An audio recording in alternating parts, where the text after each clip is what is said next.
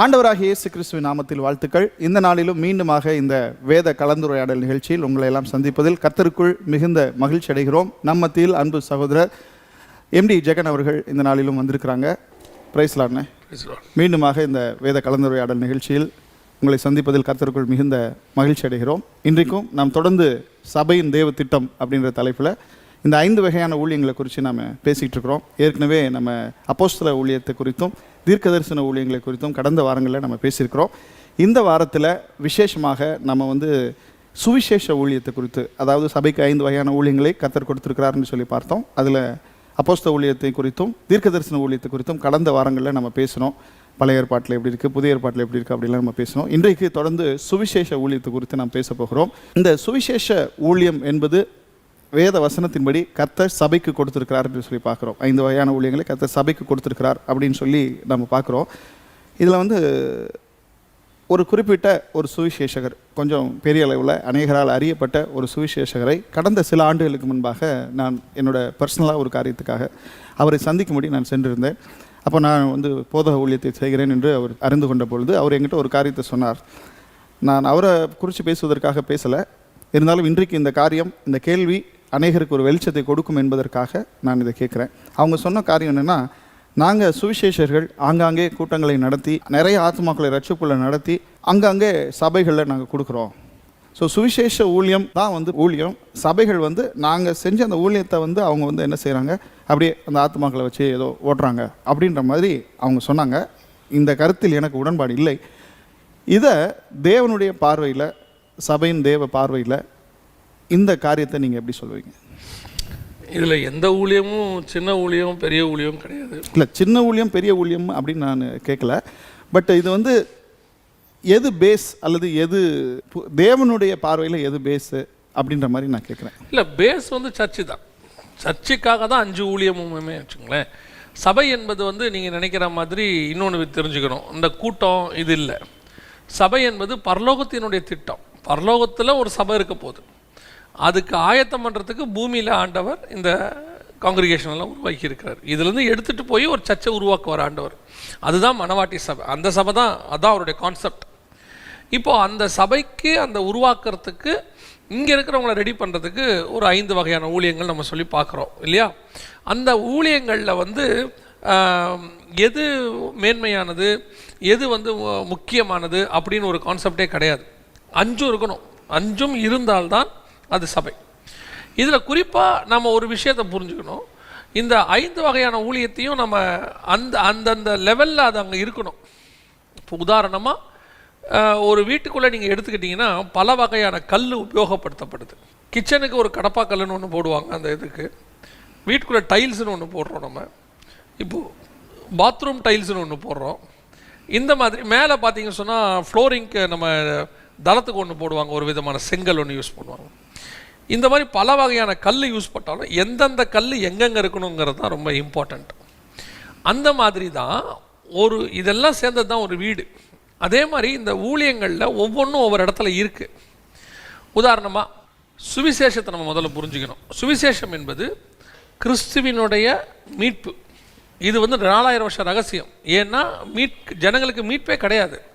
எப்பேற்பட்ட பரிசுத்தவான்களுக்கு மீட்பு கிடையாது. அப்படி இருக்கும்போது கிறிஸ்து வெளிப்பட்டு தம்முடைய நாமத்தினால அந்த மீட்பை, அதனால தான் அந்த நாமம் என்னன்னு கேட்டுக்கிட்டே இருப்பாங்க. அந்த நாமத்தினாலே உலக ரட்சகராக அவர் வெளிப்படணும். இதுதான் சுவிசேஷம். இப்போ சுவிசேஷகர் அப்படின்னா யார் அப்படின்னு கேட்டால், இதை கொண்டு போய் சகல ஜனங்களுக்கு சொல்லி ரட்சிப்புக்கு நேராக நடத்துறதுக்கு பேர் தான் சுவிசேஷகர். இந்த சுவிசேஷம், இது சுவிசேஷகர். அப்போ சுவிசேஷகர் என்பவர் இந்த கான்செப்டெல்லாம் சொல்லி சபையில் கொண்டு போய் சேர்க்குறாரு. அப்போ சபை என்ன செய்து வரக்கூடிய ஆத்துமாக்களை தேவனுக்கு ஏற்ற மாதிரி ரெடி பண்ணுது. அப்படி ரெடி பண்ணக்கூடிய ஆத்துமாக்களை வசனத்தில் தேர்ச்சி பெற வைக்கிறது ஒரு டீச்சருடைய வேலை. அந்த ஆத்துமாக்களை மேய்க்கிறது ஒரு மெய்ப்பருடைய வேலை. அப்போஸ்தலர் உபதேசத்தில் தான் இவ்வளவும் நடக்கணும். ஸோ இவ்வளோ தான் சபை. கிறிஸ்து வரும்போது இந்த விதத்தில் ஆயத்தப்பட்ட சபை எடுத்துக்கொள்ளப்படும். இவ்வளோதான் கான்செப்ட். அப்போ இதில் இந்த 4 பேருமே இதில் மிக முக்கியமானவங்க. அப்போஸ்தலர்கள் அஸ்திவாரமாக இருக்கிறாங்க. ஸோ இந்த 4 பேருமே இதில் நீ பெருசு நான் பெருசுன்னெலாம் கிடையவே கிடையாது. ஆனால் சுவிசேஷகர்களுடைய லிமிட்னு ஒன்று இருக்குது. அந்த சுவிசேஷனுடைய லிமிட், அந்த லிமிட் எங்கே வரைக்கும் இருக்குது அப்படின்னு சொல்லும் போது, இப்போது பைபிளில் பிலிப்பு என்கிற ஒரு சுவிசேஷகன் இருக்கிறார். அவர் வந்து என்ன செய்கிறாரு, ஜனங்களுக்கு அந்த பகுதி முழுக்க காஸ்பல் சொல்லி வைக்கிறார். ஆனால் அவர்களுக்கு ஞானஸ்நானத்தை மட்டும் ரெடி பண்ணி வச்சுருக்கிறார். மற்றபடி என்ன நடக்குது, பேதுருவும் யோவானும் அங்கே வரும்போது அந்த பிலிப்பு இவர்கள் கையில் ஒப்படைச்சிட்டு விலகிக்கிறார். இதுதான் நமக்கு வந்து கான்செப்ட். ஒரு எவாஞ்சலிஸ்டோடைய வேலை ஒரு ஆத்மாவை சபையில் சேர்க்கறதோடு முடிஞ்சிடுது. இன்றைக்கி இருக்கிற எவாஞ்சலிஸ்ட்டுக்கிட்ட என்ன பிரச்சனை இருக்குது அப்படின்னு கேட்டிங்கன்னு சொன்னால் 2 வகையான பிரச்சனை இருக்குது. ஒன்று, அவர்கள் சபையில் சேர்க்கிறது இல்லை. எல்லாரையும் சொல்லலை, ஒரு 60% மக்கள் வந்து அதை தான் செய்கிறாங்க, சேர்க்கறது இல்லை. 40% எவாஞ்சலிஸ்ட்டு பொறுப்பாக அதை கொண்டு போய் ஒரு சபையில் கொண்டு போய் ஜாயின் பண்ணி விட்டுறாங்க. சில எவாஞ்சலிஸ்ட் அல்லது அவங்களுடைய ஸ்தாபனங்களில் எந்த சர்ச்சுக்கு போகணும்னு சொல்லக்கூடாதுன்னு இருக்குது. ஏன் அப்படின்னு கேட்டால், எந்த சர்ச்சுக்கு போகணும்னு நீங்கள் சொன்னால் அப்போது இந்த சர்ச்சு அந்த சர்ச்சுன்னு உங்களுக்கு பாகுபாடு வருது. அப்படி வரும்போது எல்லா சபைகளிலிருந்து வரக்கூடிய காணிக்கை பாதிக்கப்படும், இவங்களுடைய ஊழியத்துக்கு கிடைக்கக்கூடிய ஆதரவு அதனால் தடைபடும்.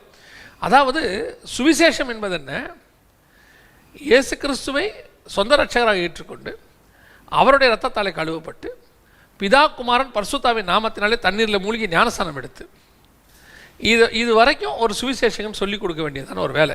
எப்படி கேட்குறீங்கன்னா, 8ஆம் அதிகாரம் அப்போஸ்தலர் நடவடிக்கைகளில் காந்தக மந்திரிக்கு இயேசு கிறிஸ்துவே தேவனுடைய குமாரன் என்று அவர் சொல்லிக் கொடுக்குறார். சொல்லிக் கொடுத்து ஞானஸ்நானம் எடுக்கிறார். எடுத்த உடனே வசனம் சொல்லுது, பிலிப்பு என்கு காணப்படாமல் போனான், அவன் அதுக்கு பிறகு சமாரியாவில் காணப்பட்டான். அப்படின்னா என்ன அர்த்தம், அதோடு அவன் காணாமல் போயிடணும்.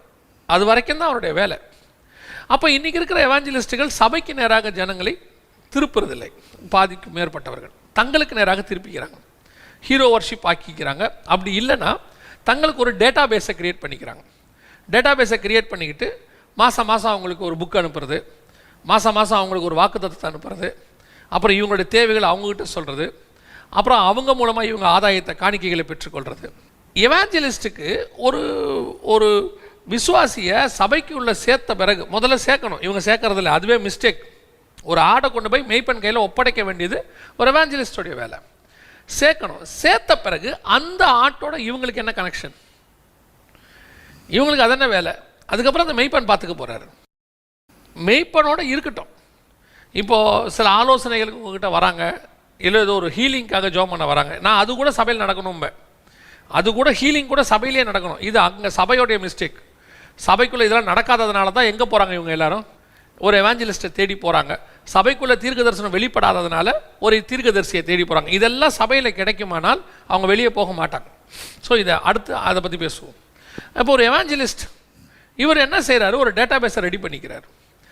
இன்னும் சொல்ல போனால் சபைக்கு போக விட மாட்டேங்கிறாங்க. அதுவும் இந்த காலம் இருக்குது பாருங்கள், கொரோனா இதெல்லாம் வந்த காலம். இந்த காலம் வந்து அவங்களுக்கு நல்ல அற்புதமான காலமாக மாறிடுச்சு. மாறிட்டு ஜனங்களை தன் வசப்படுத்தி வச்சுக்கிறாங்க. ஏன்னா இப்போ சபைக்கு போக முடியாத காலம். இப்போ நம்ம சபைக்கு போக முடியாத காலத்தில் ஆன்லைனில் காண்டாக்ட் பண்ணி நம்ம எல்லாம் செஞ்சிட்ருக்குறோம். நான் என்ன சொல்கிறேன், ஒரு சபைக்கு நேராக திருப்ப வேண்டியது ஒரு எவாஞ்சலிஸ்டோடைய மிக முக்கியமான பொறுப்பு. எந்த சர்ச்சுக்கு போகணும்னு சொல்லணும், அவர் ஒரு ஆவிக்குரிய சபைக்கு அனுப்பி விடணும். இப்போ இவங்களுக்கு என்னென்னா, ஆவிக்குரிய அல்லாத சபைகள் நிறைய இருக்குது. இன்னும் சொல்ல போனால் விக்கிரக வழிபாடு உள்ள கிறிஸ்தவம்லாம் இருக்குது கிறிஸ்தவத்துக்குள்ள. அந்த சபையில் இருக்கிறவங்கள கூட இவங்க வந்து ஒரு ஆவிக்குரிய சபைக்கு போங்கன்னு சொல்ல மாட்டேங்கிறாங்க, தப்புன்னு சொல்ல மாட்டேங்கிறாங்க. நீங்கள் அங்கேயே இருங்க, ஒன்றும் பிரச்சனை இல்லை, ஆண்டவர் உங்களை ஆசீர்வதிப்பார், அவங்களுக்கு ஒரு வாக்குத்தத்தம். அப்போ இது என்ன காஸ்பல் சொல்லியிருப்பாங்க இவங்க அடிப்படை காஸ்பலே தப்பு. ரெண்டாவது, ஒரு எவாஞ்சலிஸ்ட் சபைக்கு போக சொல்லணும். ரட்சிக்கப்பட்டவர்களை கர்த்தர் அனுதினமும் சபையிலே சேர்த்தார். சபை தான் அஸ்திவாரம், சபை தான் பேஸ். இதுக்கு தான் எல்லாரும் வேலை செய்யணும். அப்போ ஒரு எவாஞ்சலிஸ்ட் சபைக்கு சேர்த்து விடணும். அடுத்து மிக முக்கியமானது, சபையில் சேர்த்தவங்களுக்கு உங்களுக்கும் அவங்களுக்கும் கான்டாக்ட் தேவையே இல்லை. ஒரு டேட்டா பேஸ் நீங்கள் எடுக்க வேண்டிய அவசியமே கிடையாது. இப்போ என்ன ஆகுது அப்படின்னு கேட்டிங்கன்னு சொன்னால், ஒரு பீரியட் வரைக்கும் இதெல்லாம் கரெக்டாக தான் நடக்குது. எல்லா எவாஞ்சலிஸ்ட்டும் ஆரம்பத்தில் கரெக்டாக தான் செய்கிறாங்க. கூட்டங்கள் நடத்த முதல் 5 வருஷத்தை பார்த்தீங்கன்னா சபைக்கு தான் ஊழியம் பண்ணியிருப்பாங்க எல்லாம். எங்கே மிஸ்டேக் வருது அப்படின்னு கேட்டிங்கன்னா, இந்த எவாஞ்சலிஸ்ட்டுக்கு தேவையான போஷிப்பு சபை வழியாக அவங்களுக்கு கிடைக்கல. கிடைக்காத பட்சத்தில் அவங்க என்ன செய்கிறாங்கன்னா, அந்த க்ரௌடை தன் வசப்படுத்திக்க நினைக்கிறாங்க. எனக்கு நடந்த ஒரு சம்பவம், ஒரு எவாஞ்சலிஸ்ட்டை வச்சு மீட்டிங் நடத்தினாங்க ஒரு 20 வருஷத்துக்கு முன்னாடி. மீட்டிங் நடத்தின போது நல்ல க்ரௌட், நல்ல ஆஃபரிங்கும் வந்துச்சு. க்ரௌட் வந்தாலே நல்ல ஒரு ஆஃபரிங் வருது வாய்ப்பு இருக்குது. அப்போது முடியும் போது என்ன பண்ணாங்க, அந்த எவாஞ்சலிஸ்ட்டை போய் சொல்கிறாங்க, இந்த மாதிரி ஆஃபரிங்கே ஒன்றும் வரலைங்க, கொடுக்குற அளவுக்கு உங்களுக்கு ஒன்றும் வரல, அதனால் அப்படின்ட்டு வெறும் கையை கொடுத்து அவருக்கு ஸ்தோத்திரம் பண்ணி, இது எவாஞ்சலிஸ்ட்டுக்கு கோவம் வந்துடுச்சு. கோவம் வந்துட்டு, இவ்வளோ ஆஃபரிங் வந்துச்சு, நாங்களே பார்த்தோம், எடுத்தீங்க, எல்லாம் செஞ்சீங்க, எங்கள் மினிஸ்ட்ரிக்கு மட்டும் தரலையே அப்படின்ட்டு அடுத்து அவர் ஒரு முடிவு எடுக்கிறார். என்ன முடிவு எடுக்கிறாரு, இனிமேட்டு நம்ம மினிஸ்ட்ரியிலேருந்தே கூட்டம் நடத்துவோம், சர்ச்சு மூலயமா வேண்டாம், நம்மளே நடத்துவோம் அப்படின்ட்டு அவங்களே நடத்துறது, நடத்திட்டு அவங்களே ஆஃபரிங் எடுக்கிறது. இப்போ இந்த எவாஞ்சலிஸ்ட்டுங்கிறவரை உருவாக்குனது யாரு? பேஸு சபை தான் உருவாக்குச்சு, சபை தான் சொல்லி கொடுத்துச்சு. சாதாரணமாக உள்ள ரட்சிக்கப்பட்டு வந்தவரை ஒரு எவாஞ்சலிஸ்ட் ரேஞ்சுக்கு உயர்த்தினது யாருன்னா சபையினுடைய உபதேசமும் அங்கே இருக்கிற மெய்ப்படம். அப்படி வரும்போது இவங்க என்ன முடிவு எடுக்கிறாங்க, சபை நம்மளை வஞ்சிக்குது அப்படின்னு. நான் சொல்லுவேன், சபை வஞ்சிக்காது. ஒரு சிலர் அப்படி இருக்கத்தான் செய்கிறாரு. அதனால் நான் என்னுடைய பாத்தை மாற்றக்கூடாது, என்னுடைய ரூட்டை நான் மாற்றிடக்கூடாது. ஒருத்தர் தப்பு செஞ்சார், ஓகே ரைட் ஃபைன் விடுங்க. என்னை அழைத்தவர் கர்த்தர், அவர் என்னை போஷிப்பார். இப்போ நானே மீட்டிங்கு போகிறேன், எனக்கு எத்தனையோ மீட்டிங்கில் நடந்த சம்பவம் ஆஃபரிங் கொடுக்காம அமுச்சு விட்ருக்குறாங்க. வெளிநாட்டுக்கெல்லாம் கன்வென்ஷன் நடத்துவோம். நிறைய பேருக்கு பார்க்கும்போது எப்படி தெரியும்னா, ஐயோ ஜூமில் இவர் வெளிநாட்டுலாம் பேசுகிறாரு, ஜூமில் பேசுகிறாரு. எத்தனை சபை ஜூம் மீட்டிங் வெளிநாட்டில் நடத்திட்டு எனக்கு ஆஃபரிங்கை அனுப்பாம விட்ருக்காங்க தெரியுமா? இன்றைக்கும் சொல்லுவேன். நான் யாரையும் குறை சொல்லணுன்றதுக்காக சொல்லலை. இப்போ நான் உடனே என்ன முடிவு எடுக்கணும், இனிமேட்டு மீட்டிங்கை நானே நடத்திக்கிறேன், எங்கிட்டே டேட்டா பேஸ் ரெடி பண்ணிக்கிறேன், நான் ஆஃபரிங் கலெக்ட் பண்ணிக்கிறேன், எனக்குன்ற ஒரு கூட்டத்தை உருவாக்குறேன். இது ராங், இது தப்பான கான்செப்ட் வந்துடும். இப்போ ஆட்டோமேட்டிக்காக நான் என்ன ஆகிறேன்னு கேட்டிங்கன்னா, எனக்குன்னு ஒரு டேட்டா பேஸை உருவாக்க தொடங்குறேன், எனக்கு ஒரு க்ரௌட். இப்போ நான் சபைக்கு போக சொல்ல மாட்டேன், ஏன்னா சபை என்ன வஞ்சிச்சிச்சு. நான் சொல்கிறேன், சபை என்னை வஞ்சிக்கல, அவருக்கு தெரில, அங்கே இருக்கிறவருக்கு தெரில ஒரு ஊழியக்காரனை எப்படி கனம் பண்ணணும்னு அங்கே இருக்கிற ஊழியக்காரருக்கு தெரில. அவர் ஒருத்தர் செஞ்ச தப்புக்கு நான் எப்படி கிறிஸ்துவின் மனவாட்டிக்கு தண்டனை கொடுக்க முடியும்? இப்போ என்ன ஆகுது, இவர் இப்படி செஞ்ச உடனே ஆட்டோமேட்டிக்காக என்ன ஆகுது, இவருக்குன்னு ஒரு டேட்டா பேஸ் வர தொடங்குது, இவருக்கு கலெக்ஷன், இவங்களுடைய தேவைகளை சொல்ல தொடங்குறாங்க. என்றைக்கு வேணால் எங்களை கூப்பிட்டு கேட்டுங்க, ஏன் இப்படி பண்ணீங்கன்னு கேட்டு பாருங்கள், அதுக்கு ஒரு ரீசன் சொல்லுவாங்க. ஏன் ஒரு நாள் எங்களுக்கு இந்த மாதிரிலாம் செஞ்சாங்க, கொடுக்கல. நான் சொல்லுவேன், இன்றைக்கும் எனக்கும் நிறைய பேர் செஞ்சுருக்காங்க. நான் இப்போ சொல்ல 10 வருஷத்துக்கு முன்னாடியே செஞ்சுருக்காங்க. நாங்கள் நினச்சா மீட்டிங் நடத்த முடியும், இன்னைய வரைக்கும் நாங்கள் அதை விரும்பலை, ஏன்னா அது தப்பு. எவாஞ்சலிஸ்ட் ஏன் தனியாக கூட்டம் நடத்துகிறாருன்னே நான் கேட்பேன். எவாஞ்சலிஸ்ட் எதுக்கு தனியாக கூட்டம் நடத்துகிறாரு? ஒரு சபை கூப்பிட்டு நடத்தணும், அதில் ரட்சிக்கப்படுறவங்களும் அந்த சபைக்கு நேரம் நம்ம திருப்பணும், இவ்வளோதான் மீட்டிங், எவாஞ்சலிஸ்டோடைய மீட்டிங். இல்லை நம்ம பொதுவாக போய் மீட்டிங் எங்கேயோ போகிறோம் வரோம், அப்போ அந்த ஏரியாவில் இருக்கிற சபையோடு அவங்களை சேர்த்து விட்டுட்டு வந்துடணும். எனக்கும் அங்கே இருக்கக்கூடிய க்ரௌடுக்கும் எந்த விதமான சம்மந்தம் கிடையாது. அதோட ஒரு சிலர் கான்டாக்டில் இருப்பாங்க, உங்களுடைய மீட்டிங் நல்லா இருந்துச்சு, உங்கள் செய்தி நல்லா இருந்தது, எங்களுக்கு உங்களுடைய ஆலோசனைகள் வேணும்பாங்க. நான் அவங்கள கூட உங்கள் பாஸ்டர் வழியாக வாங்கன்னு சொல்லுவேன், உங்களோட போதகர் வழியாக வாங்கன்னு சொல்லி நான் எத்தனை தடவை சொல்லியிருக்கிறேன். ஸோ ஒரு எவாஞ்சலிஸ்டோடைய மிக முக்கியமான விஷயம் இவ்வளோதான். இதோடைய அடுத்த வெர்ஷன் ஒன்று இருக்குது. அது என்ன அடுத்த வெர்ஷன் அப்படின்னு கேட்டிங்கன்னா, நிறைய எவாஞ்சலிஸ்ட் பார்த்தீங்கன்னா பாஸ்டராக மாறுவாங்க. ஏன் எவாஞ்சலிஸ்ட்டு பாஸ்டராக மாறுறாங்க, என்ன காரணம்? ஒரு சிலர் அழைப்பு இருக்குது அப்படிங்கிறாங்க, அது அவங்களுக்கும் கர்த்தருக்கும் உள்ளது, நம்ம அங்கே தலைவிடல. இப்போ இருக்கிற நிறைய பேரை பாருங்கள், பாஸ்டர்ஸ் எல்லாம் ஒர்ஷிப் லீடராக மாற்றுறாங்க, எவாஞ்சலிஸ்ட் எல்லாம் பாஸ்டராக மாறுறாங்க. என்ன காரணம், எதனால் இப்படி மாறுறாங்க அப்படின்னு கேட்டால், ஒரு உண்மையிலே நான் ஒரு எவாஞ்சலிஸ்டாக இருந்தேன், கர்த்தர் என்னை பாஸ்டராக மாற்றுறாரு அப்படிங்கிறது ஒரு 5% இல்லை ஒரு 2% அப்படி ஏதாவது நடக்கலாம். நம்ம எதையுமே இல்லைன்னு நெக்லெக்ட் பண்ணிட முடியாது, அது 0.01%. என்னை பொறுத்த வரைக்கும் பைபிள் படி, வசனத்தின்படி அழைத்த அழைப்பும் கிருபாவரங்களும் மாறாதவைகள். இப்போ பவுல் எடுத்துக்கோங்க, அவர் அழைப்பு மாறிக்கிட்டே வருது.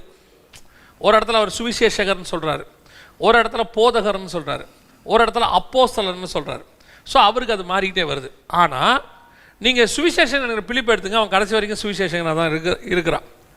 அப்போ பாஸ்டர்ஸ் எடுத்துங்க, கடைசி வரைக்கும் பாஸ்டர்ஸாக தான் இருக்கிறாங்க. ஆனால் இந்த கடைசி காலத்தில் தான் இந்த அழைப்புகளுடைய குளறுபடி எக்கச்சக்கமாகிடுச்சு.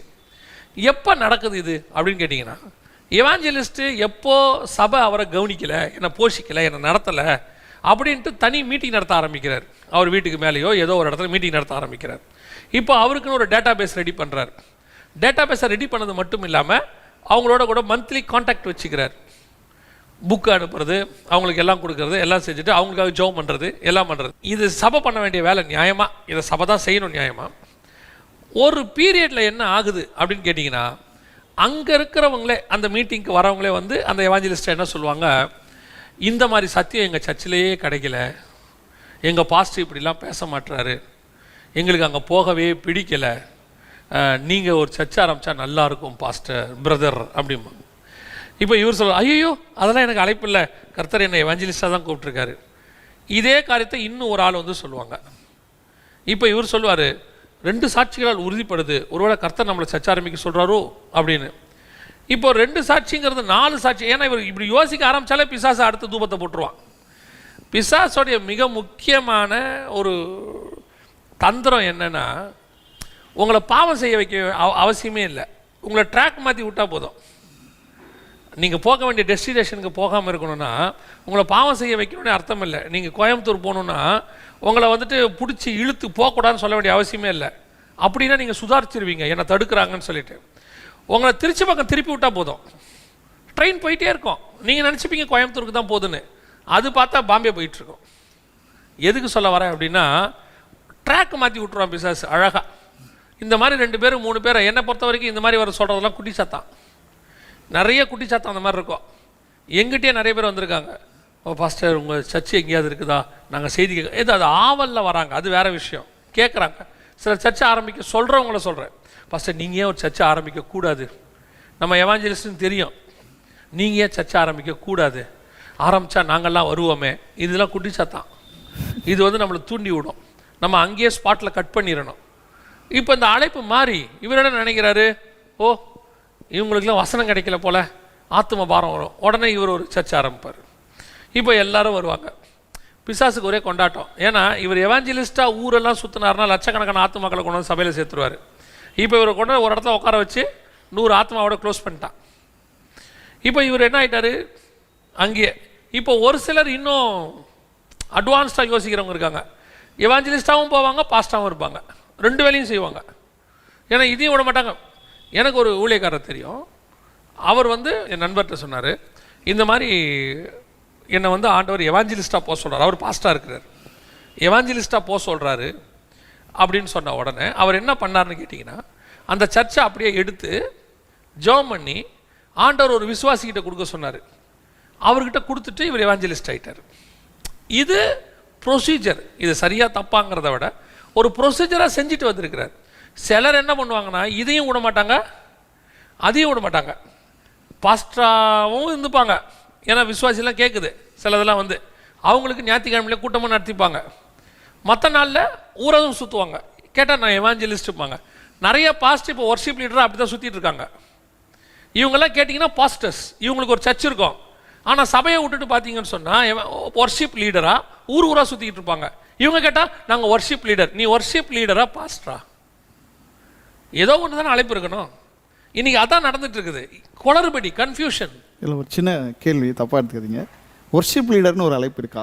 ஒர்ஷிப் லீடருங்கிறது அழைப்பே கிடையாது. முதல்ல நம்ம நிறைய சபைகளில் நிறைய மீட்டிங்கில் அதை நம்ம சொல்லியிருக்கிறோம், அப்படி ஒரு காலிங் கிடையவே கிடையாது நியூ டெஸ்ட்மென்ட் சர்ச்சில். இல்லை, என்னை பொறுத்தளவுக்கு அந்த ஆராதனை நடத்துவது என்பது ஒரு கிருபை வந்து கர்த்தர் எல்லாருக்குள்ளேயும் கொடுத்துருப்பாருன்னு நான் விசுவாசிக்கிறேன். ஒரு சுவிசேஷகராக இருந்தாலும் அவர் ஆராதனை நடத்த முடியும், ஒரு தீர்க்கதரிசியாக இருந்தாலும் அவரால் நிச்சயமாக, அவர் ஆண்டவர் நேசிச்சார்னா ஆட்டோமேட்டிக்காக அவரால் ஆராதிக்க முடியும், ஆராதனை நடத்த முடியும். இன்னும் ஒரு விஷயத்தை மறந்துட்டோம், என்னன்னா ஓல்ட் டெஸ்ட்மெண்ட்டில் தான் இந்த ஒர்ஷிப் லீடர்னு ஒரு குரூப்பே இருக்குது, தாவீது ஏற்படுத்தினான்னு இருக்கு. நியூ டெஸ்ட்மெண்ட்டில் ஒர்ஷிப் லீடர்னு ஒன்று கிடையவே கிடையாது. நாமளே புத்தி உள்ள ஆராதனை, நம்மளை ஜீவாதார பலியை ஒப்பு கொடுப்பது புத்தி உள்ள ஆராதனை. அப்போது நான் தேவனுக்கு என்னை ஒப்பு கொடுக்கும்போது என்னை அறியாமலே எனக்குள்ளேருந்து இதயத்தின் ஆழத்திலிருந்து கர்த்தரை துதியும் ஸ்தோத்திரமும் வரும். என்னை நீங்கள் சிறைச்சாலைக்குள்ளே போட்டு தொழுமரத்தில் காலை கட்டினாலும் நான் கர்த்தரை துதித்து பாடுவேன். அடிக்க போட்டு அடித்து நவுத்தி எடுத்திருக்காங்க. இப்போ அவர் என்ன கீபோர்டை வச்சுக்கிட்டு, என்ன ஒரு S700 வச்சுக்கிட்டு, இல்லை அவர் என்ன பேடை வச்சுக்கிட்டு பாடியிருப்பார் நீங்கள் நினைக்கிறீங்க? இல்லை, அதான் எல்லாருமே ஆராதனை செய்ய முடியும். ஆமாம், ஆராதனை என்பது இருதயத்தின் ஆழத்திலேருந்து வர்றது. அதை ஒரு ஊழியமாக யார் மாற்றினாங்க? அழைப்பா மாற்றினது தப்புன்ற, அழைப்பா மாற்றி அதை ஒரு ஊழியமாகவே மாற்றிட்டாங்க. ஸோ அப்படி ஒரு கான்செப்டே கிடையாது. அப்படி எனக்கு தெரிஞ்சு, நான் இப்படி சொன்னால் யாரும் தப்பாக எடுத்துக்கிறாங்க, எனக்கு தெரிஞ்சு ஒர்ஷிப் லீடருங்கிறது பைபிளில் வந்துட்டு யாரை சொல்லுதுன்னா லூசிஃபரை தான் சொல்லுது. ஆராதனை கூட்டத்துக்கு தலைவனாவேன்னு சொல்லுது. இன்னைக்கு நிறைய இடத்துல இப்போ இதான் பிரச்சனை. இப்போ இந்த வர்ஷிப் லீடர்லாம் யாருன்னு பாருங்க, பாஸ்டர்ஸ். இவங்க ஒரு சர்ச்சை வச்சிருக்கணும். இப்போ இவங்க என்ன பண்ணுறாங்க தெரியுமா, வர்ஷிப் லீடர் ஆகி இப்போ இந்த 1.5 வருஷம் சபை க்ளோஸ் இதாகி போச்சா, எங்கேயும் ஊராக போக முடியாதா, ஃப்ளைட்டு கேன்சலா, எல்லாம் சர்ச்சு தொடங்கிட்டாங்க. எல்லாரும் சர்ச் அங்கங்கே தொடங்கி எல்லாம் பாஸ்டர் ஆகிட்டாங்க. இப்போ என்ன அழைப்பு, எது அழைப்பு? தங்களுடைய அழைப்பிலே உறுதி இல்லாத தன்மை. ஒரு எவாஞ்சலிஸ்ட்டு ஒரு பீரியடில் பாஸ்டராக மாறுறாரு. ஏன்? எல்லா விசுவாசியும் வந்து நீங்கள் ஒரு சர்ச் ஆரம்பிங்க, நீங்கள் ஒரு சர்ச் ஆரம்பிங்கன்னு சொல்ல சொல்ல சொல்ல இப்போ அவருக்கு என்ன ஆகுது, இந்த க்ரௌடை மிஸ் பண்ணக்கூடாதுன்னு. அடுத்து இவர் என்ன ஆகுறாரு, எவாஞ்சலிஸ்டாகவும் இருந்துக்கிறாரு, பாஸ்டராகவும் மாறுறாரு. அடுத்த மிஸ்டேக். ஒரு எவாஞ்சலிஸ்டோடைய வேலை என்ன, சபைக்குள்ளே கொண்டு வந்து ஆத்மாவை விட்டுட்டு அந்த ஆத்மாவை அதுக்கப்புறம் அவங்க பார்த்துப்பாங்க, அடுத்த ஆத்மாவை தேடி போகணும். ஒரு எவாஞ்சலிஸ்டாக இருக்கிற பவுலுடைய மிஷனரி பிரயாணங்களை பாருங்கள், அப்போலோவை பாருங்கள், எங்கேயாவது தங்குறாங்களா பாருங்கள், அடுத்து அடுத்து அடுத்து அடுத்து போயிட்டே இருக்காங்க. ஜனங்க கேட்குறாங்க, இங்கே இருங்க, எங்கள் கூட இருங்க, இன்னும் கொஞ்சம் நாள். அவசரம் முடியாது, எனக்கு இன்னும் நிறைய வேலை இருக்குது. இருக்கிற நேரத்தில் எனக்கு இயேசுகிட்ட பிடிச்ச ஒரு மாடல், பேதுருடைய மாமி வீட்டில் போய் சுகமாக்குறாரு. அன்றைக்கி நைட்டு பெரிய ரிவைவல், அங்கே ஜனங்க அவ்வளோ பேர் கூடி வந்துட்டாங்க. ராத்திரி வரைக்கும் மறுநாள் அதிகாலையில் எழுந்திரிச்சு இவர் ஜோம் பண்ண போயிட்டார். ஜோம் பண்ண போன இவரை கூப்பிட போகிறாங்க சீஷர்கள். என்ன சொல்லி கூப்பிட்றாங்க, ஜனங்கள் வந்திருக்கிறாங்க, அதிகாலையிலே வந்துட்டாங்க ஜனங்க, உங்களை தேடி வந்திருக்காங்க, நம்ம போவோம் வாங்கன்னு சொன்னோன்னே இயேசு சொல்கிறாரு, நான் இன்னும் அநேக பட்டணங்களுக்கு போக வேண்டி இருக்கிறது, அங்கே போவேன், நான் வாங்க போகலான்ட்டு போயிட்டாரு. நம்மளை தான் என்ன பண்ணியிருப்போம், இமீடியட்டாக வாங்க, காலையிலேயே ஆரம்பித்து அங்கே ஜீசஸ் மினிஸ்ட்ரிஸ்னு ஒரு சர்ச் ஆரம்பித்து பேதுருவை பாஸ்டா போட்டு நீ பார்த்துக்க, ரிட்டன் நான் உன்னை பார்த்துக்கிறேன்ட்டு ட்ரஸ்ட் ஆரம்பித்து இந்நேரம் ஒரு வழி பண்ணியிருப்போம். ஏசுநாதர் பக்காவாக பண்ணதுன்னா அப்படியே இது விட்டுரு, நான் என் வேலை வேறு, அடுத்த அடுத்த அடுத்த ஊருக்கு நான் போகணும். அதுதான் எவாஞ்சலிஸ்ட். இயேசு கிறிஸ்து ரொம்ப அழகாக, நீங்கள் பாருங்கள், இயேசு கிறிஸ்து ஞானஸ்நானமே கொடுக்க மாட்டார். காரணம் என்ன, அவருடைய வேலை எவாஞ்சலிசம்.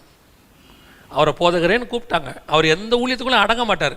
பட் நீங்கள் லிட்ரலாக பார்த்தீங்கன்னா அவருடைய மினிஸ்ட்ரி எவாஞ்சலிசம் மினிஸ்ட்ரி. சுவிசேஷ ஊழியத்துடைய வரைமுறை எந்த அளவு இருக்குன்னு சொல்லி நம்ம தெளிவாக பேசுனீங்க.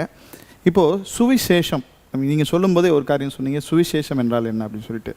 இப்போ நான் ரொம்ப ப்ராக்டிக்கலாக ரொம்ப பேசிக்காக ஒரு லைன்லேருந்து வரேன். இப்போ நான் வந்து புறஜாதியிலேருந்து ரட்சிக்கப்பட்டேன், எனக்கு சுவிசேஷம் சொல்லப்பட்டது. இப்போ எனக்குள்ள ஒரு காரியம் என்ன அப்படின்னா, இந்த சுவிசேஷம் சொல்லப்படுகிற சுவிசேஷம் ஆண்டவருடைய பார்வையில் சரியாக சொல்லப்படலை அப்படின்னு நான் நினைக்கிறேன். ஏன்னா நிறைய பேர் சபைக்கு வர்றாங்க, இயேசுவை தேடி வர்றாங்க, புறஜாதிகள் நிறைய பேர் இயேசுவை தேடி வராங்க. ஆனால் அவங்க எதற்காக இயேசுவை தேடி வராங்கன்னு கொஞ்சம் நம்ம அந்த பேசிக் லைனில் பார்க்கும்போது அவங்களுக்கு சொல்லப்பட்ட சுவிசேஷம் சரியா அப்படின்ற ஒரு கேள்வி வருது. இப்போ நான் அதை ஒரு போதகனா சொல்கிறேன். நான் இதை குறித்து நம்ம கொஞ்சம் பேசணும். இப்போ எவாஞ்சலிஸ்டோடைய அந்த அவர் சொல்லக்கூடிய எவாஞ்சலிசம் என்ன, அதான் சுவிசேஷ செய்தி, சுவிசேஷ செய்தி என்ன, நற்செய்தி என்ன அப்படின்னு நீங்கள் கேட்டீங்கன்னு சொன்னால், இப்போது இயேசு கிறிஸ்துவை தேவனுடைய குமாரன் என்று விசுவாசிக்கணும், இருதயத்தில் விசுவாசித்து வாயில் அறிக்கப்பட்ட ரட்சிப்பு, இதுக்கு நேரம் அவங்களை நடத்தணும். இயேசு கிறிஸ்துவை தேவனுடைய குமாரன்னு சொல்ல அவங்களுக்கு தெரிவிக்க வேண்டியது தான் ஒரு எவாஞ்சலிஸ்டோடைய ஒர்க். ஆனால் இப்போ நான் என்ன பண்ணிக்கிட்டு இருக்கிறேன் அப்படின்னா, இந்த இயேசுவை அவர்கள் ஏற்றுக்கொள்வதற்கு நான் யூஸ் பண்ணக்கூடியதான மெத்தடு தான் ராங்காக இருக்குது. புரியுதுங்களா? இப்போ இயேசுக்கிட்ட 5000 பேர் வராங்க. இயேசு சாப்பாடு போட்டு சுவிசேஷம் சொன்னாரா, சுவிசேஷம் சொல்லி சாப்பாடு போட்டாரா? சுவிசேஷம் சொல்லி முடிச்சுட்டு கடைசியாக தான் சாப்பாடு. சுவிசேஷம் சொல்லி முடிச்சுட்டு 3 நாள் ஆகிடுது, ஒரு சாயங்காலம் ஆகிடுது. சரி, இவங்க போகும்போது பசியாக இருப்பாங்களே அப்படின்றதுக்காக அவர் என்ன செய்கிறாரு, சாப்பாடு போடுறாரு.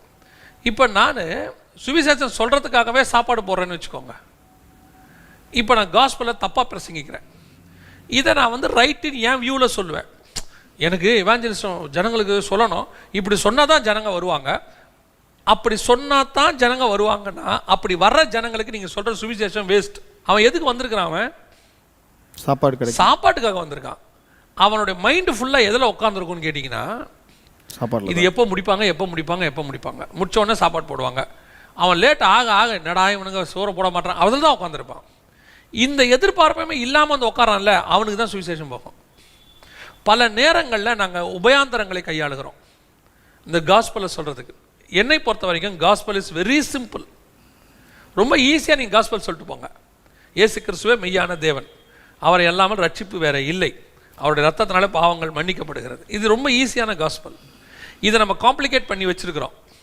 எதனாலன்னா இப்படிலாம் சொன்னால் கேட்க மாட்டாங்க, நாம் இந்த மாதிரி சில விஷயங்களை யூஸ் பண்ணால் தான் அவங்க கேட்பாங்கன்னு இவங்க சொல்கிறாங்க. நான் சொல்கிறேன் அப்படி இல்லை, நீங்கள் நேரடியாகவே சொல்லுங்கள். அதாவது பிரிட்டிஷர் வரும்போது ஒன்று சொல்லுவாங்க, சோப் சூப் சால்வேஷன்னு சொல்லுவாங்க. சோப் சூப் சால்வேஷன் அப்படின்னு வரும்போது ஃபஸ்ட்டு அவங்க நல்லா குளிப்பாட்டணும், அப்புறம் நல்லா சூப் கொடுக்கணும். ஏன் அப்போ தான் அவன் காது கேட்கும்.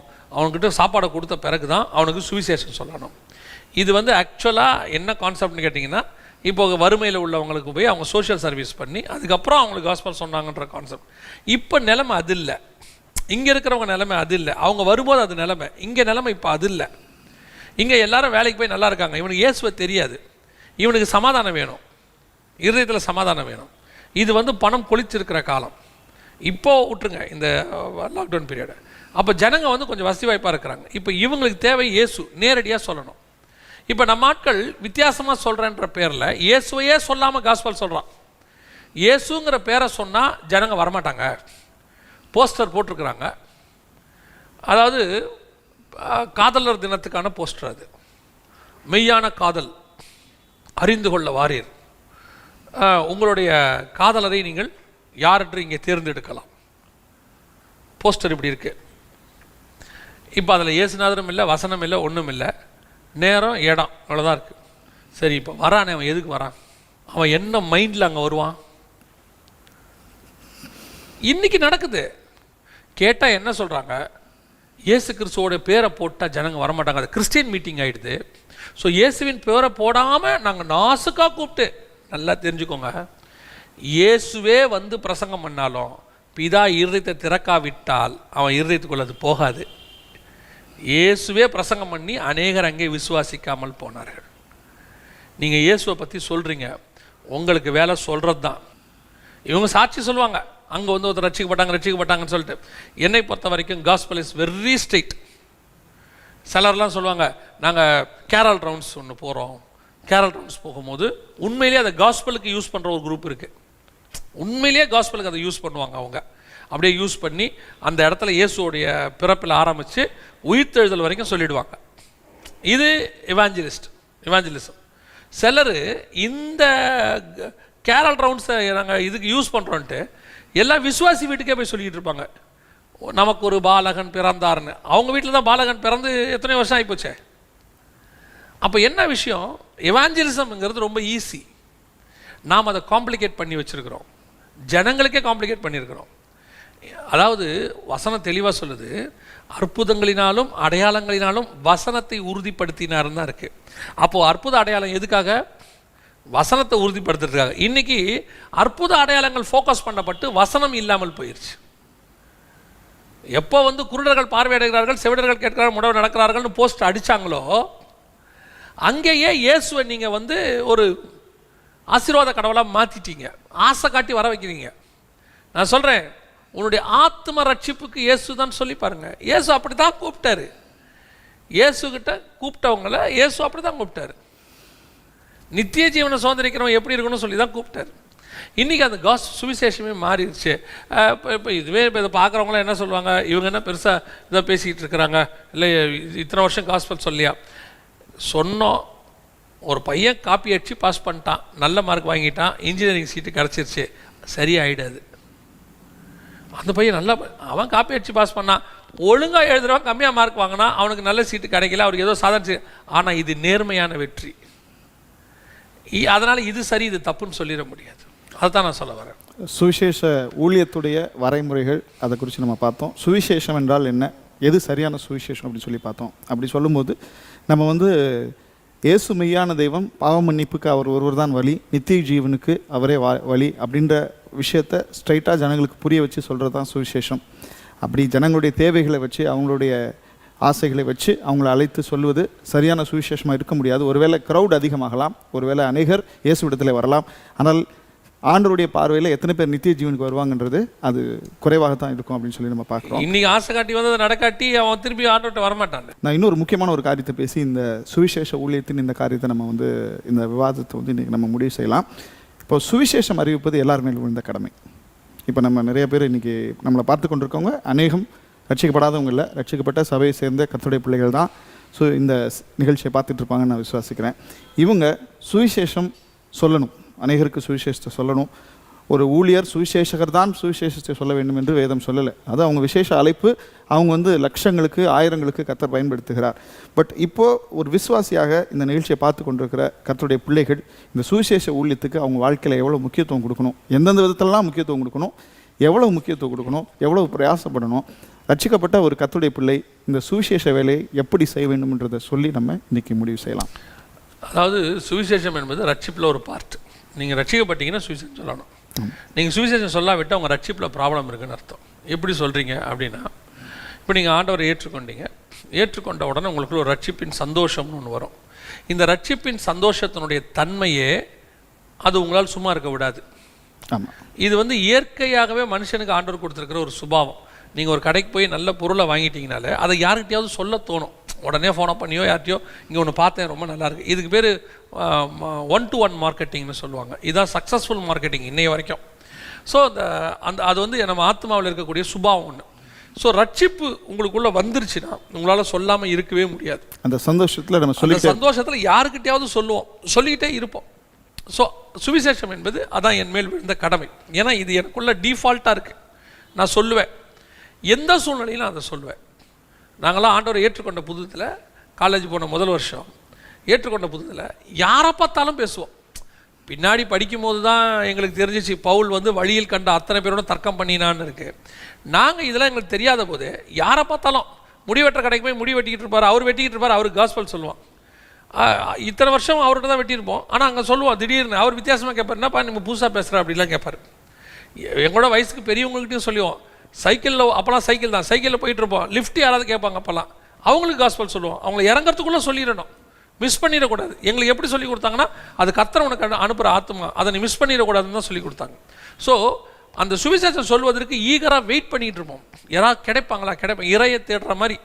கிடைச்சா சொல்லிட்டு தான் விடுவோம், சொல்லாமல் விடவே மாட்டோம். இந்த வாஞ்சை நமக்கு இருக்கணும்.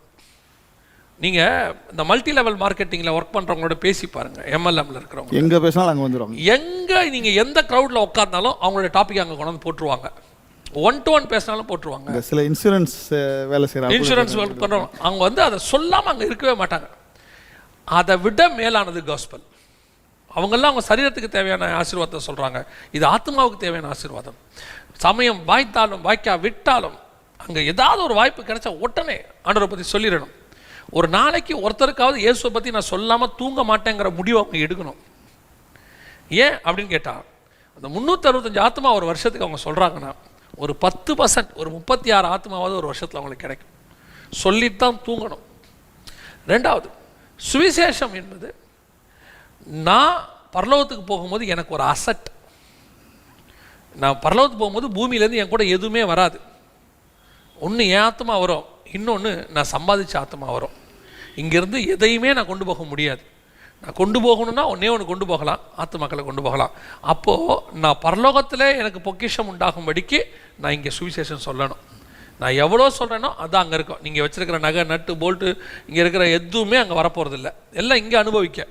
ஆனால் அங்கே போகும்போது வெறுங்கையா ஆண்டவரை சந்திக்க போகக்கூடாது. அப்போ அங்கே போகிறதுக்கு நான் இங்கே காஸ்பல் சொல்லியே ஆகணும், வேறு வழியே கிடையாது. இது நம்ம சொன்னா தான். இது எல்லாரும் செய்ய வேண்டியது. என் வேலைக்கு நடுவில் இதை நான் செய்யணும். எவாஞ்சலிஸ்ட் அப்படிங்கிறவர் இதில் கூட நான் மற்ற நேரத்தில் எனக்கு வேலையை ஸ்பெண்ட் பண்ண விரும்பலை, என்னால் முடிஞ்ச வரைக்கும் என் வாழ்நாளை நான் சுவிசேஷத்துக்கு அர்ப்பணிக்க விரும்புகிறேன்றவர் தான் எவாஞ்சலிஸ்ட். ஃபுல் டைம் மினிஸ்ட்ரிக்கு வர்றார். ஸோ நாம் எவாஞ்சலிசம் என்பது நம்ம லைஃப்பில் ஒரு பார்ட். நீங்கள் பாஸ்டர் ஆகாமல் இருக்கலாம், ப்ராஃபட் இல்லாமல் இருக்கலாம், நீங்கள் டீச்சர் ஆகாமல் இருக்கலாம், ஆனால் எவாஞ்சலிஸ்டாக இல்லாமல் இருக்கவே முடியாது. சுவிசேஷம் சொல்லாமல் இருக்கவே முடியாது. நீங்கள் எவாஞ்சலிஸ்டாக தான் இருக்கணும். உள்ளுக்குள்ளே அது டிஃபால்ட்டாக இருக்கணும். Each and every believer should be the evangelist.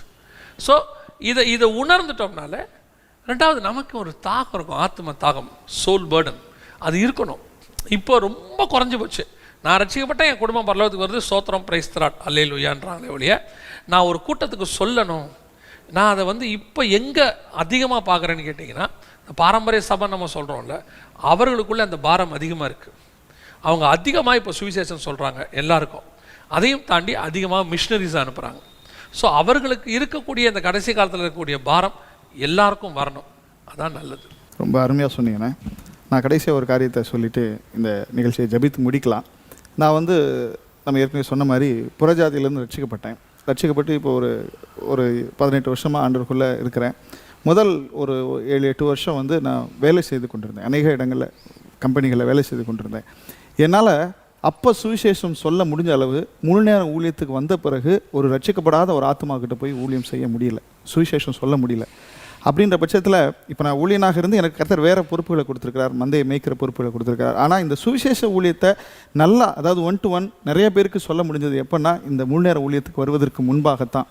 அப்போது இதை பார்த்து கொண்டிருக்கிற ஆட்களுக்கு வந்து ஒருவேளை முழு நேர ஊழியத்தில் இல்லாதவங்களுக்கு வந்து இந்த சுவிசேஷ வேலையை செய்கிறதுக்கான வாய்ப்பும் அந்த என்ன சொல்கிறது அந்த திறந்த வாசலும் நம்மை விட அவங்களுக்கு அதிகமாக இருக்குன்னு நான் நிதானிக்கிறேன். ஸோ இதை நம்ம அவங்களுக்கு சொல்லி, சிலருக்கு கூச்சங்கள் இருக்கும், யார்கிட்ட மற்றவங்கள்ட்ட எப்படி பேசுறது அப்படின்ட்டு. இதை தாண்டி ஆவியானவருடைய துணையோடு கூட அநேக ஆத்மாக்களை சுவிசேஷத்தின் மூலமாக சபைக்குள்ளும் தேவனுடைய ராஜ்யத்துக்குள்ளும் இணைக்க வேண்டும் என்று சொல்லி நம்ம ஜெபித்து முடிக்கலாம். ஜெபம் பண்ணுறது மாதிரி ஒன்று சொல்கிறேன், நீங்கள் ஃபீல் பண்ணுறதுக்காக சொல்கிறேன். ஒரு ஆத்மாவுக்கு சுவிசேஷம் சொல்லி அந்த ஆத்மா ஆண்டவரை ஏற்றுக்கொண்ட உடனே உங்களுக்குள்ள ஒரு சந்தோஷம் ஒன்று வரும். அந்த ஆத்மா ஆண்டவருக்குள்ளே வந்தவுடனே அதை அனுபவித்தா மட்டும்தான் தெரியும். அந்த சந்தோஷம் வேறு எந்த சந்தோஷத்துக்கும் ஈக்குவலே ஆகாது. நீங்கள் ரட்சிக்கப்பட்ட போது ஒரு சந்தோஷம் இருந்துச்சுல, அதுக்கு ஈக்குவலான சந்தோஷம் இன்னொன்று இருக்குன்னா உங்கள் சுவிசேஷத்தின் மூலமாக ஒரு ஆத்மா ரட்சிக்கப்படுறதை நீங்கள் பார்க்குறது. நீங்கள் அதை நீங்கள் சுவிசேஷம் சொல்லி பாருங்கள், அந்த ஆத்மா ரட்சிக்கப்படும் போது உங்கள் ஆத்மாவுக்குள்ளே ஒரு சந்தோஷம் வரும். அதுக்கு ஈக்குவலாக வேறு சந்தோஷமே கிடையாது. அதை நீங்கள் அனுபவிக்கணும், எல்லாரும் அனுபவிக்கணும். அதுதான் ரொம்ப சந்தோஷமான விஷயம். நம்ம ஜெபம் பண்ணலாம். சர்வ வல்லமை உள்ள எங்கள் தகப்பனே, இந்த அருமையான நேரத்துக்காக உமக்கு ஸ்தோத்திரம். தேவனாகிய கர்த்தர் எங்கள் அத்தனை பேரையுமே எவாஞ்சலிஸ்டாக அழைச்சிருக்கிறீங்க ஆண்டவரே. சுவிசேஷம் எங்கள் மேல் விழுந்த கடமை, சுவிசேஷ பாரம் எங்கள் அத்தனை பேருக்கும் வரட்டும். இதை பார்க்குற அத்தனை பேரும் வரட்டும்.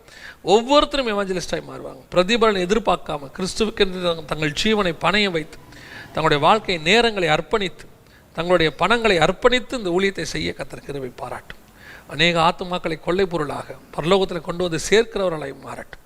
வழிவாசல்களை திறந்து கொடுங்கப்பா, ஆசீர்வதியும் இயேசுவின் நாமத்தில் பிதாவே, ஆமென். Price the Lord. மீண்டுமாக கர்த்தர் சித்தமானால் அடுத்த வாரத்தில் நம்ம அடுத்த தலைப்பிலே சந்திப்போம். God bless you. Praise the Lord.